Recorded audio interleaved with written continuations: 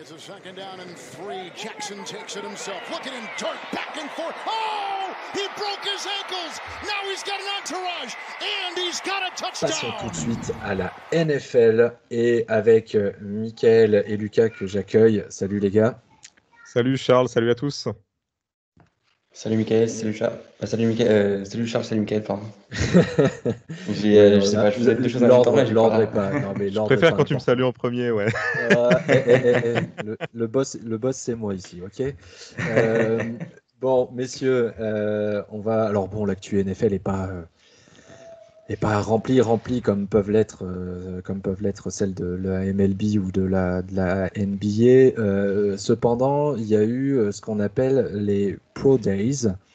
Ce sont ces séances d'entraînement filmées, télévisées en plus, des prospects qui vont se présenter à la draft devant les yeux des entraîneurs et des coachs, des entraîneurs, des propriétaires de franchises qui veulent s'attirer ces petits prospects lors de la draft. Est-ce que vous pouvez nous faire un petit récap de ces Pro Days et est-ce que ces entraînements ont peut-être chamboulé les prochains choix qui seront faits le 29 avril prochain, Lucas? Ouais, il y a eu pas mal de mouvements, ça a aidé certains joueurs. J'ai en tête Zach Wilson, qui était avant son Pro Day un peu coude à coude avec Justin Fields pour savoir qui allait aller du côté de New York, surtout au deuxième choix de cette draft. Wilson, il a vraiment ébloui par son talent, son bras sur son Pro Day. Donc ça l'a vachement aidé. Il a pris pas mal de hype aussi. Depuis, on voit dans certaines mock draft des experts que Wilson est souvent mis en deuxième position. Je pense qu'il a éteint les débats malheureusement pour Justin Fields, même si lui aussi il a su répondre aux demandes qu'on lui faisait. Il fallait qu'il ait un gros bras, il l'a montré, des lancers complètement fous, déséquilibrés, Mahomes style, j'ai envie de dire, en crossbody. Donc ouais, pour Justin Fields, c'est dommage parce que jusqu'à présent, on le voyait partir en numéro 2. Il va peut-être descendre un peu plus, en 3 ou 4. Il faudrait voir ce que les équipes chercheraient aussi, un quarterback ou non. Il y a aussi un gros point qui a surpris, c'est Justin Fields, c'est son 40 yards qu'il a couru en 4,43 non officiel. Donc il faut aussi le rappeler parce que c'est pas les mêmes technologies qui sont mises en place que dans les combines NFL.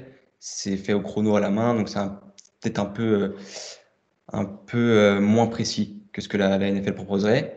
Donc moi je pense que le débat est fini entre Wilson et Justin Fields.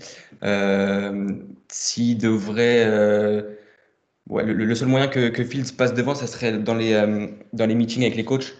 Donc on sait que les coachs de position, les head coachs ont des meetings en tête-à-tête avec les joueurs pour voir un peu comment le joueur sait répondre aux demandes, sait répondre aux pressions, aux différents systèmes de jeu qu'on lui demande.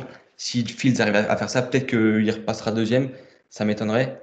Et puis même pour lui, je pense que c'est quand même plus cool d'aller jouer du côté de San Francisco, qui on le rappelle a récupéré le choix numéro 3, que d'aller à New York où il fait pas tout le temps beau et où la situation est peut-être un peu plus délicate ces temps-ci. Mickaël, toi, tes enseignements de ces Pro Day? Bah, écoute, le premier déjà, c'est que personne pour l'instant n'a, on va dire, pu concurrencer Trevor Lawrence sur cette draft. On sait qu'il va partir premier. Il avait confirmé il y a un mois au Pro Day qu'il était un super joueur et il sera le premier choix. Wilson, ça a été la surprise. Alors après, moi, je mets un petit bémol quand même, c'est que le Pro Day, ok, c'est un moment juste avant la draft, mais on sait très bien que c'est pas non plus ce qui va déterminer les choix. Les coachs attendent aussi beaucoup des meetings. Ils ont aussi suivi les saisons universitaires, donc je pense que c'est là vraiment qu'ils peuvent se rendre compte de quoi est capable chaque quarterback. On a tous vu les images. Bon, le Pro Day, c'est bien, on les voit courir, on les voit lancer, sauf qu'il n'y a pas d'opposition, il n'y a rien, donc c'est plus une présentation, c'est plus, je pense que c'est plus télévisuel qu'autre chose. Maintenant, Wilson a vraiment une grosse hype là en ce moment autour de lui. Il y en a un autre que j'ai vu qui m'a l'air bien parti pour être troisième et passer devant Justin Fields.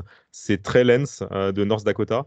Il a fait un très très bon Pro Day et a priori, dans tout ce qu'on lit et tout ce qu'on entend, il a l'air d'être un choix que pourraient faire les Niners. Après, une chose est claire, on parlait de Justin Fields et du temps qu'il a réalisé sur le 40 yards. C'est des quarterbacks très différents tous. Fields, c'est clairement un quarterback double menace, donc qui peut courir, qui peut passer, alors qu'on a vu un Wilson plus quarterback, on va dire dans la poche, capable de lancer. Donc ça va vraiment dépendre du coach et de ce qu'il souhaite faire en fait avec son équipe. Et je voudrais juste signaler aussi pour moi un joueur qui sera, à mon avis, la bonne surprise de cette draft. C'est Kyle Trask, pardon, qui vient des Gators. Et pour moi, il peut être vraiment la bonne surprise au poste de quarterback. Alors, pas dans les 4 premiers, mais un peu plus loin dans la draft pour une équipe comme les Patriots, par exemple. Je ne serais pas surpris qu'ils aillent le chercher.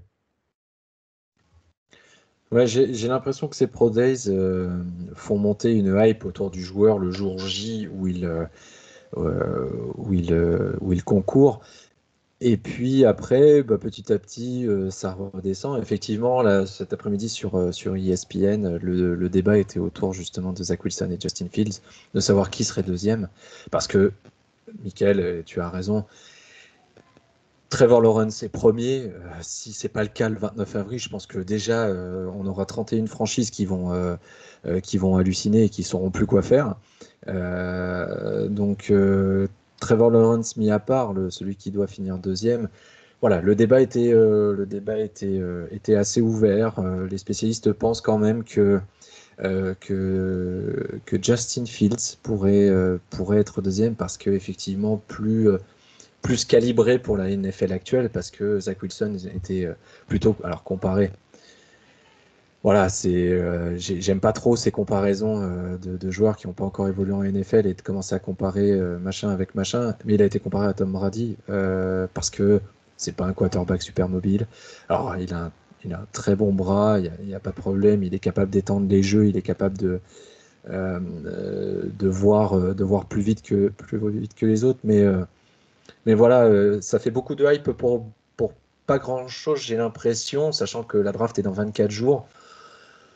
Je sais pas ce que vous en pensez, Mickaël. Ouais, je pense que c'est ça. C'est aussi les médias qui créent ça. Je suis pas sûr qu'il y ait tout ce phénomène-là chez les coachs. Je pense que beaucoup de coachs savent déjà ce qu'ils souhaitent développer comme jeu. Donc forcément, ça les oriente vers l'un ou l'autre des quarterbacks dispo. Je pense qu'ils ont tous 2, 3 scénarios en place en fonction de qui sera pris au-dessus, en particulier par les Jets et les Niners. Donc voilà, après, je suis pas sûr qu'il y ait tout ce phénomène de doute et de suspense chez les coachs. Maintenant, on le sait, le jeu, c'est une chose. Je pense qu'il y a aussi la maturité du joueur qui va être testée parce que c'est quand même un élément important quand on arrive en NFL. C'est justement cette capacité à appréhender cette ligue et ce niveau de jeu qui n'est pas du tout le niveau universitaire. Donc, je pense que c'est là où ça va être important. Et je voudrais juste rajouter un mot. Tu parlais de Tom Brady, j'ai revu son 40 yards justement, c'était hier. Ouais. C'était juste, en fait, on peut le comparer à personne d'autre parce que Brady fait un pro day qui est bon, qui est juste normal en fait, qui est classique. Il est drafté pratiquement 200e de la draft, mais quand tu vois son 40 yards, ça vaut le détour quand même. Lucas, ton avis là sur cette question de la valeur au final d'un Pro Days par rapport en fait, à la véritable expérience qu'ont pu acquérir les joueurs. Moi, je vous rejoins et surtout qu'on voit que les médias, ils axent aussi vraiment sur les joueurs qui font vendre, entre guillemets, parce que il y a plein d'autres joueurs qui ont fait des pro day assez bons. Mac Jones a fait un pro day, le quarterback d'Alabama, pardon, a fait un pro day honnête au niveau du lancer. Si on peut rejoindre ce qu'a fait Brady il y a quelques années avant, c'est vrai qu'il n'a pas été aussi enfin, aussi époustouflant sur le plan physique et sur les scores, notamment au 40 yards. Mais voilà, donc j'ai l'impression aussi que, comme vous dites, les médias font en sorte de faire vendre au maximum, de créer la hype avant la draft. Et ouais, un joueur comme Mike Jones subit un peu cet effet vendeur, cet effet show, parce que voilà, c'est pas un showman, c'est quelqu'un qui fait ce qu'on lui demande sans faire plus, mais qui fait les choses propres. Et on a vu son Pro Day. Il y avait autre chose avant au Pro Day d'Alabama. Il y avait Devonta Smith notamment on a beaucoup plus parlé de lui. Et Mac Jones a été un petit peu victime de ça aussi, malgré des performances tout à fait honnêtes. Ouais, parce que là, pour le moment, on parle des quarterbacks, mais au Pro Days, il n'y a pas que les quarterbacks. Et tu parlais de Devonta Smith. Je crois qu'il y a Kyle Pitts aussi qui a fait, qui a vendu du rêve assez fortement quand même lors de son Pro Day. Michael, est-ce qu'il y a eu des performances notables aussi chez les autres joueurs? Bah après, ouais, c'était ce que je voulais dire justement, c'est que globalement sur ces Pro Days, on a surtout vu des joueurs qui confirment en fait le statut qu'ils ont. Tu parlais de Kyle Pitts, on l'attend quand même comme l'un des meilleurs tight ends de ces dernières années qui va arriver dans la ligue, et il a confirmé. On parlait aussi de Penei Sewell, qui est normalement l'un des meilleurs linemen de ces 10 dernières années aussi, et il a confirmé aussi sa mobilité, enfin sa puissance, sa mobilité lors du Pro Day. Donc j'ai surtout vu ça en fait, c'est des joueurs qui sont attendus, qui ont confirmé, qui sont au-dessus du lot lors du Pro Day. Et j'ai pas vu encore de joueurs qui se soient vraiment ratés ou de joueurs qui aient vraiment créé la surprise sur ces jours. Oui, Lucas. Non, ouais, je vous rejoins. C'est différent en fait parce que c'est pas la NFL qui organise ça, c'est chaque fac qui fait ça un peu de son côté, donc c'est une ambiance un peu différente. C'est pas pareil que les vrais combines qu'on a l'habitude de voir à Indianapolis. Si je peux souligner une prestation au Pro Day qui m'a vraiment marqué, c'est Jamin Davis, donc c'est le middle linebacker de Kentucky qui a pris pas mal de place, qui a vraiment fait son petit nom et qui débarque à la draft avec une cote un peu plus élevée qu'il ne l'avait avant son Pro Day. Il y a certains petits joueurs qui vont se faire une place, se démarquer par rapport aux autres, mais globalement, pour rester objectif, ça n'a pas changé de grandes perspectives, ouais, perspectives des joueurs en fait. Les mock drafts n'ont pas plus changé que ça. Ma mock draft personnelle non plus.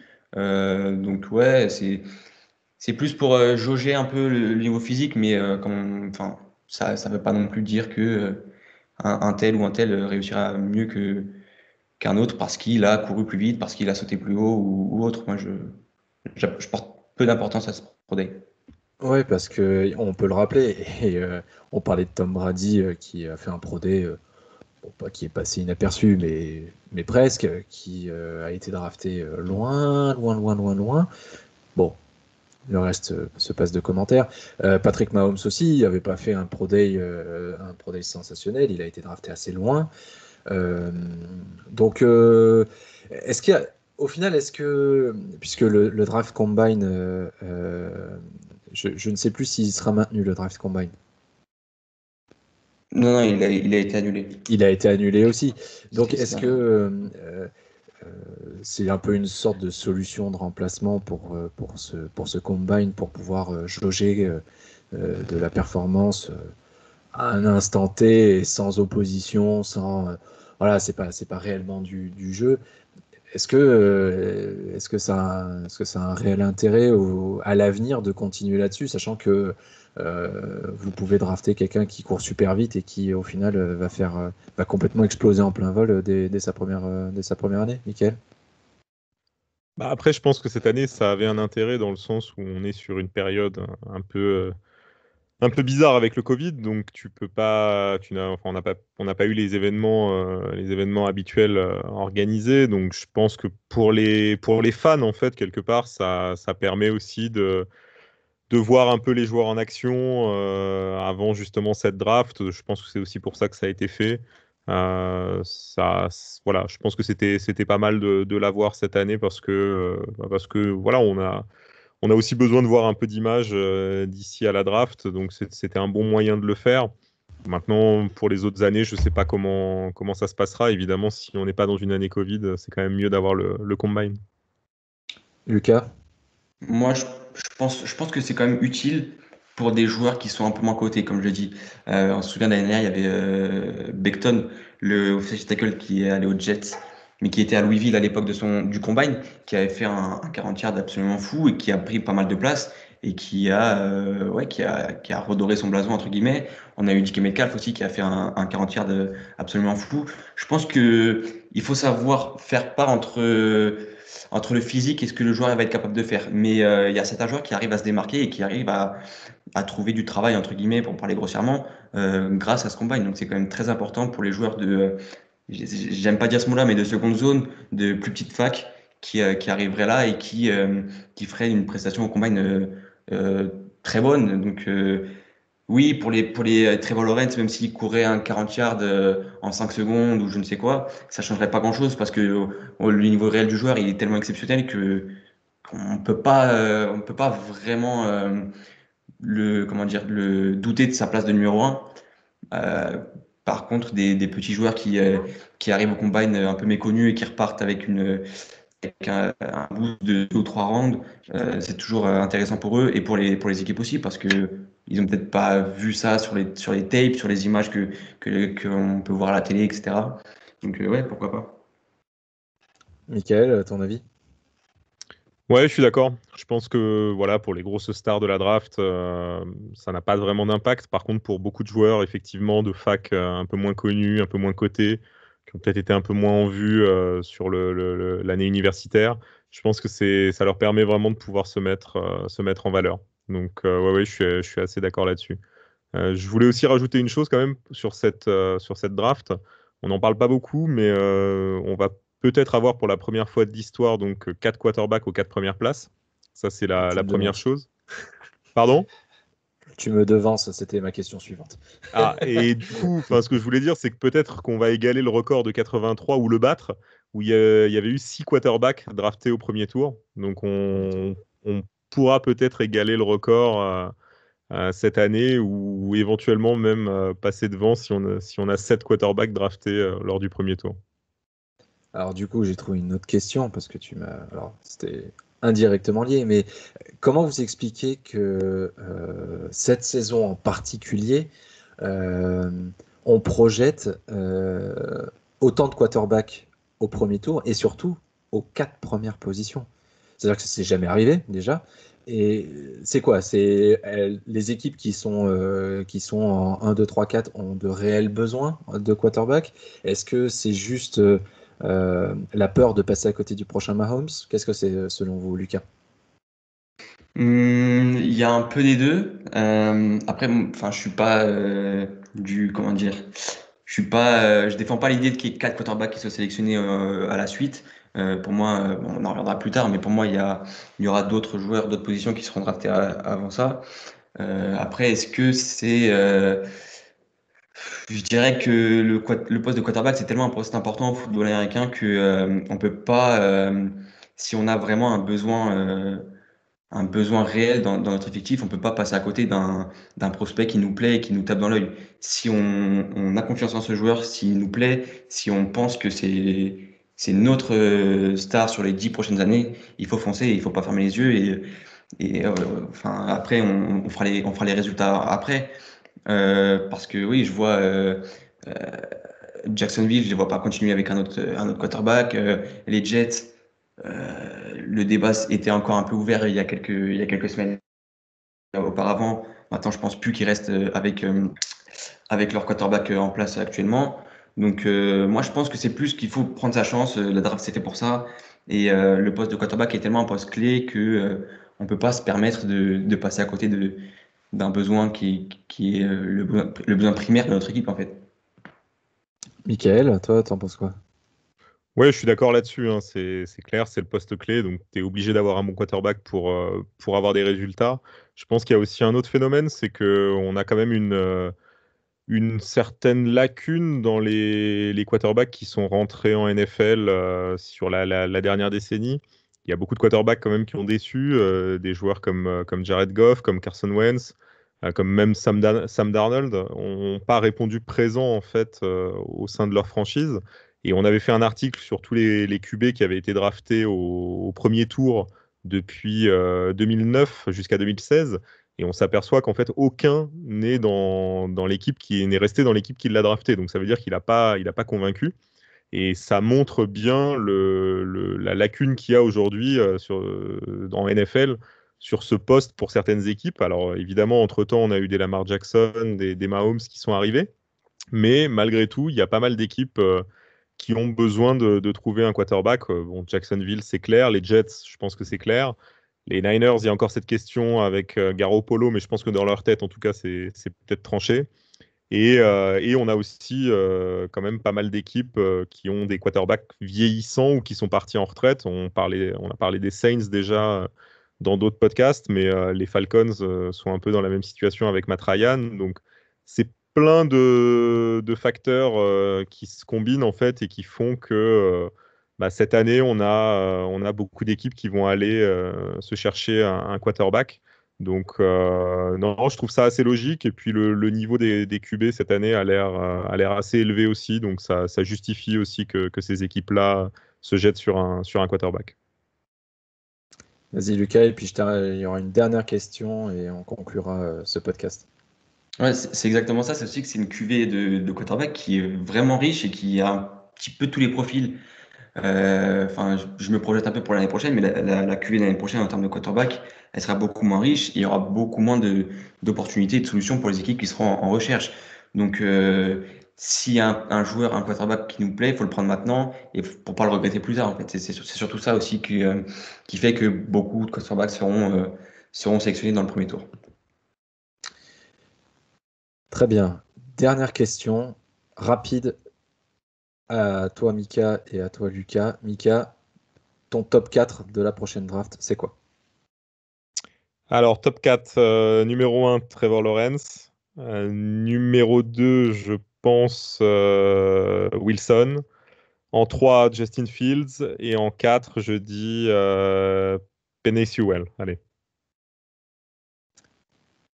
Ok, je m'attendais à autre chose que Penei Sewell sur le 4, mais pourquoi pas. Lucas? Moi, dans ma box, je prévois un trade des Falcons. Donc, on va faire simple, c'est plus simple. Mais ouais, je vais faire comme Mika. Je vais mettre en 1 Trevor Lawrence, en 2 Zach Wilson, en 3 Justin Fields et le trade des Niners qui, pour moi, semble mettre les points sur les i et montrer à tout le monde que le choix des Niners est quasi déjà fait. Et en 4, je mettrais Penei Sewell ou Kyle Pitts en cas de. Enfin, si les Falcons gardent ce choix numéro 4, pour moi, c'est Kyle Pitts et ça ferait une attaque absolument folle. Et j'ai vraiment envie de voir Kyle Pitts évoluer aux côtés de Matt Ryan, Julio Jones et toute cette escouade d'Atlanta. Alors, du coup, t'en as trop dit, je voulais conclure là-dessus.